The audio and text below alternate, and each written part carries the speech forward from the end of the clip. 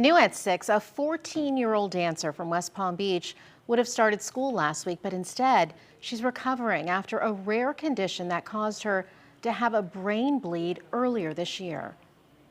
Our Yasmin Julmis spoke exclusively with her parents. They are sharing their story to raise awareness about her condition as they hope she will one day be able to dance again. It was a normal Saturday in May for the Nicholsons. Their daughters had dance practice for a recital, and 14-year-old Zari planned to unwind after. She's like, oh, I'm going to order some food. I'm going to lay down and I'm going to have a relaxing evening. Suddenly, Zari was grasped by pain. Mom, I have a headache. And she starts holding her head like, I have a headache, I have a headache. The 8th grader also felt nauseous. Her mom, Cyndia, put a cold compress on her head and even tried putting her in the shower to see if she'd feel better. I took her out the shower. She leaned on the wall, and when I just saw her head go like this, I knew something was wrong.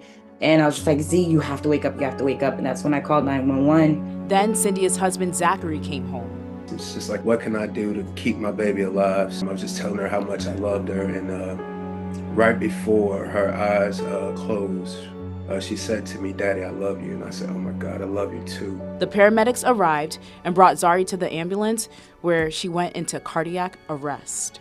The Nicholsons say first responders worked on her for about 20 minutes before they were able to bring her back to life and drive her to St. Mary's Hospital. And then from there, she went into a CAT scan, and that's when our lives changed forever. They learned that Zari had a brain bleed from an AVM, or an arteriovenous malformation. It's an abnormal tangle of arteries and veins. Dr. Dennis Reyes, an interventional neurologist with the Palm Beach Health Network, didn't work on Zari's case, but he says out of 100,000 people, only about 10 to 18 of them are born with an AVM. And seeing them in the posterior fossa, a space in the back of the head, is even more rare. Children, the space is going to be even smaller than adults, so they're going to have way more symptoms. Dr. Reyes says those symptoms include nausea and headache, like what Zari felt. Although AVMs are not preventable, Dr. Reyes says looking out for those symptoms and eventually getting a cerebral angiogram, known as the gold standard X-ray, can help. Zari was airlifted to Nicholas Children's Hospital in Miami, and since then, she's undergone multiple procedures, and she's improving. Right now, the Nicholsons are focused on getting her into a rehab center or back into their West Palm Beach home. Of course, we're going to continue to be out of work and just be there for our daughter and create a healing environment in our home. The Nicholsons say Zari's previous advice to them after her grandmother passed is helping them with their faith and their hope.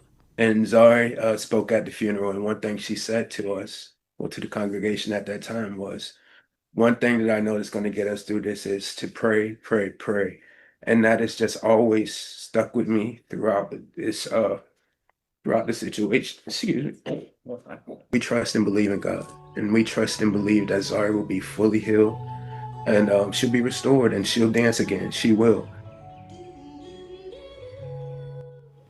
We're sending prayers for Absolutely. And her whole family. Yeah. Zari's dance family at Soul Movement released a statement saying, in part, we dance with you in spirit, we fight with you in faith, and we lift you up with every breath of prayer.